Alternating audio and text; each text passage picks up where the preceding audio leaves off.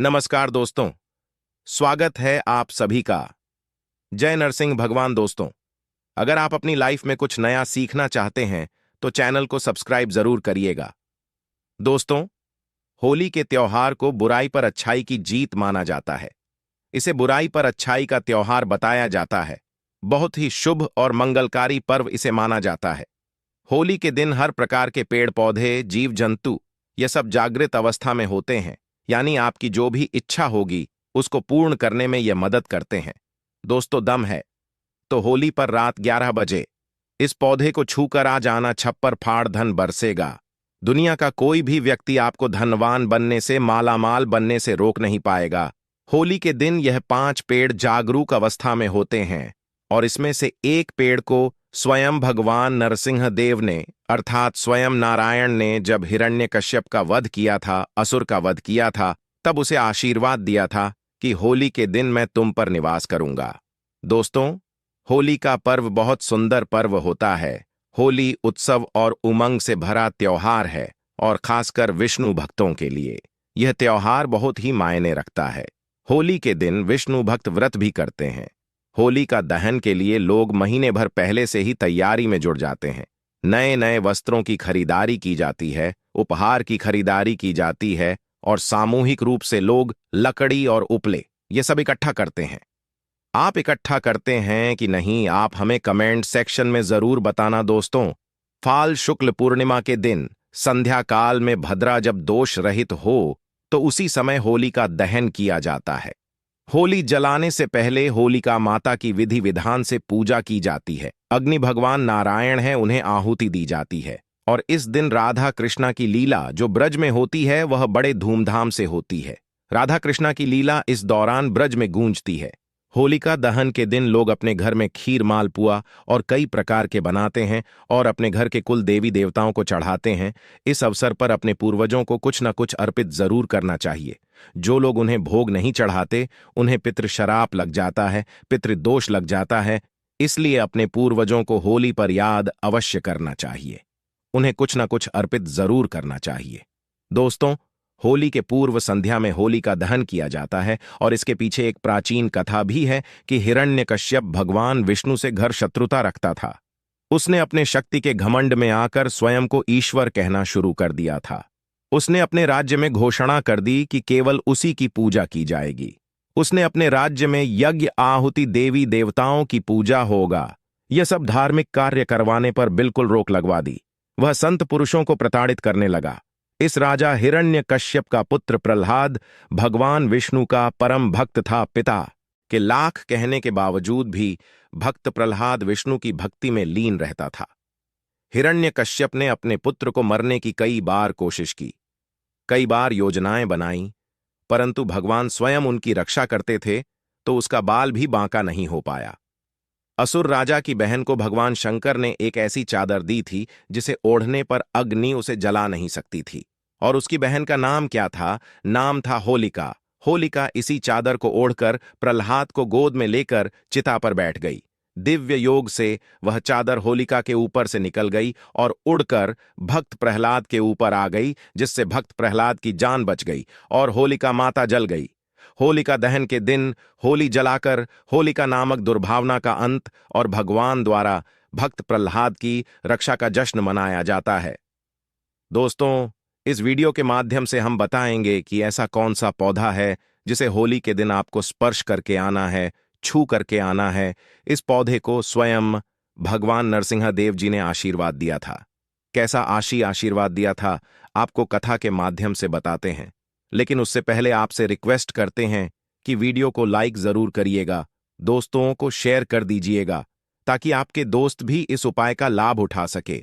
अगर दूसरे मदद करेंगे तो आपके भी समस्या का समाधान होगा। और अगर आपने अभी तक चैनल को सब्सक्राइब नहीं किया है तो चैनल को सब्सक्राइब करके बेल आइकन जरूर दबाइए। कमेंट बॉक्स में ओम नमो भगवते वासुदेवाय नमः अवश्य लिखें। दोस्तों, जिस पेड़ के बारे में हम बताने जा रहे हैं उस पेड़ को स्वयं भगवान नरसिंह देव ने आशीर्वाद दिया था।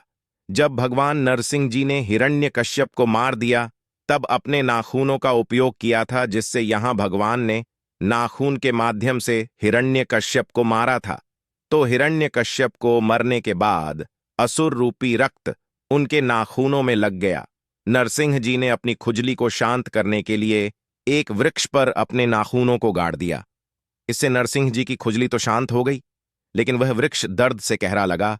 उसे वृक्ष ने प्रार्थना की कि भगवान, आपने तो खुजली शांत कर ली, पर यह असुर रूपी रक्त हमारे शरीर में अपने छोड़ दिया है, इससे हम अशुद्ध हो गए हैं। हे प्रभु, आपने जो नाखून गाड़े हैं, इसकी पीड़ा हमें दिन प्रतिदिन सताएगी। हमें यह पीड़ा सहन नहीं हो रही है प्रभु।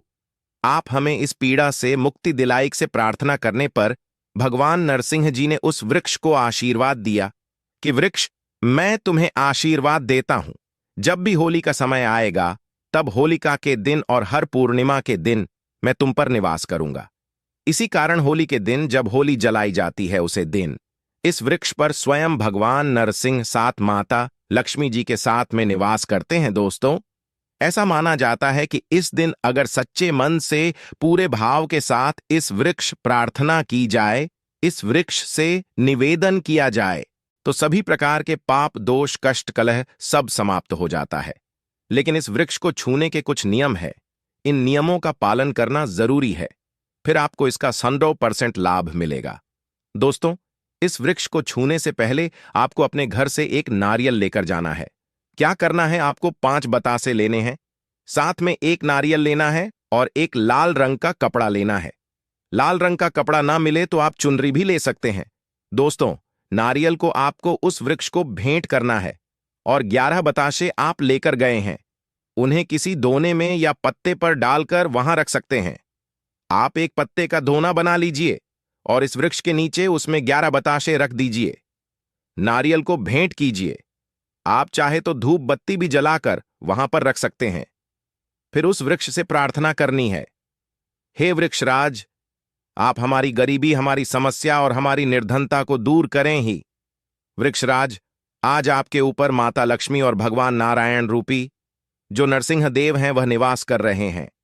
मैं दोनों दिव्य शक्तियों से निवेदन करता हूं, आप पर जो दिव्य शक्तियां हैं, मैं उन सबसे प्रार्थना करता हूं कि आप कृपया पूर्ण रूप से हमारी गरीबी को, हमारी समस्याओं को, हमारी परेशानियों को और हमारी जीवन में चल रही तकलीफों को हमेशा हमेशा के लिए दूर करें।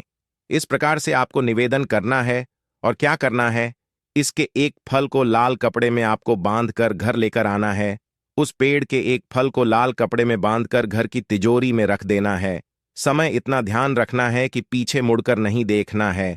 साथ ही जब आप इस वृक्ष को एक नारियल भेंट करेंगे, 5 बताशे भेंट करेंगे, तो उसी समय ध्यान रखना है कि भेंट करने के बाद तत्काल वृक्ष को छूना नहीं है। पहले वृक्ष को प्रणाम करना है, उस वृक्ष में निवास करने वाली देवी शक्ति को प्रणाम करना है। इसके बाद बोलना है कि ही वृक्ष, मैं आपको छूने जा रहा हूं, कृपया मेरे अंदर लक्ष्मी का वास है तो उसे आप खींच लीजिए। आप मुझे लक्ष्मी प्रदान करें। मेरे अंदर जितने भी अवगुण हैं आप उन्हें खींच लें और मुझे सद्गुण प्रदान करें। मेरे अंदर जितने भी पाप हैं सबको खींच ले और आप मुझे पुण्य प्रदान करें, क्योंकि इस वृक्ष को भगवान नरसिंह देव का वरदान प्राप्त है कि कोई भी व्यक्ति उसे छू लेगा तो उसके सारे पाप होली के दिन स्वयं यह वृक्ष खींच लेगा और उसे पुण्य आत्मा बना देगा। तो पहले उस वृक्ष से इस प्रकार प्रार्थना करनी है, फिर वृक्ष को छूना है। दोस्तों, अब जानते हैं इस पवित्र वृक्ष का नाम। तो इसका नाम है गलर।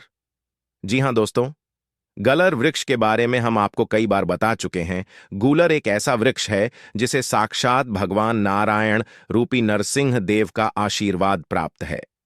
भगवान नरसिंह देव ने इसे स्वयं आशीर्वाद दिया था। ऐसा माना जाता है कि होली के दिन अगर गूलर के वृक्ष को स्पर्श करके आ जाए, छू करके आ जाए, निवेदन किया जाए, तो आपके अंदर के सारे वह भाग जाती है। आपके अंदर में जो पाप है वह दूर भाग जाते हैं। आपने कैसा भी पाप किया हो वह पाप नष्ट हो जाता है। केवल उसी वृक्ष को छूना है और इस वृक्ष से आपको प्रार्थना करनी है। इसके बाद इस वृक्ष के एक फल को आपको लाल कपड़े में बांध कर लेकर आना है। कितने बजे लाना है आपको? रात्रि काल में 11 बजे के आसपास वहां जाना है। यह उपाय करके देखें। दुनिया की कोई भी ताकत आपको करोड़पति होने से रोक नहीं पाएगी, धनी होने से रोक नहीं पाएगी। स्वयं भगवान नरसिंह देव आपके सर पर आशीर्वाद का हाथ रखेंगे, आप विजय श्री को प्राप्त करेंगे, धनवान बन जाएंगे। अब फल लाने के बाद क्या करेंगे? तो इस फल को बिना घर में किसी को बताए धन की पेटी में रख देना है। जहां पर आप पैसे रखते हैं, धन रखते हैं, तिजोरी वाला स्थान है, वहां पर इसे रख देना है। आपकी दिन दुगनी रात चौगुनी तरक्की होगी, छप्पर फाड़ कर धन बरसेगा आपके घर में। लेकिन याद रखें, जब भी आप यह उपाय करें, इसे गुप्त रखें, इसके बारे में किसी को बताएं नहीं दोस्तों। कोई भी उपाय आप करते हैं वह तभी फलदायक साबित होता है जब किसी को उसके बारे में ना बताया जाए। यहां तक कि आपको अपनी पत्नी को भी नहीं बताना है, आपको अपने बच्चों को भी नहीं बताना है। और टोना टोटका की दुनिया में सबसे जरूरी होता है विश्वास। तो उपाय पर आपको विश्वास रखना है और इन्हें गुप्त रखना है, लेकिन टोटके सही होने चाहिए जो हम आपको बता रहे हैं। तो जो व्यक्ति जितने ज्यादा उपाय करता है, गुप्त रखता है, उसे उतना ही ज्यादा लाभ मिलता है, गुप्त धन मिलता है, दौलत रुपया पैसा सब कुछ मिलता है। लेकिन इसमें विश्वास होना जरूरी है। विश्वास है तो आप पत्थर में भी भगवान को देख सकते हैं। विश्वास नहीं है तो आपके सामने भगवान खड़े हैं, वह भी पत्थर तुल्य हो जाते हैं। तो दोस्तों, यह उपाय जरूर कीजिएगा, आपके जीवन में परिवर्तन आ जाएगा। आपकी सभी प्रकार की मनोकामनाएं अवश्य पूर्ण होगी, आपकी गरीबी मिटेगी। मित्रों, इस उपाय को करने के बाद आपके जीवन में किसी भी चीज की कमी नहीं रहेगी। तो दोस्तों, वीडियो यहीं पर समाप्त करते हैं। कमेंट बॉक्स में जय मां लक्ष्मी अवश्य लिख दें, जिससे मां लक्ष्मी जी की कृपा आप सभी को प्राप्त हो। दोस्तों, आप सभी से हाथ जोड़कर निवेदन है कि हमारे चैनल को सब्सक्राइब जरूर करें।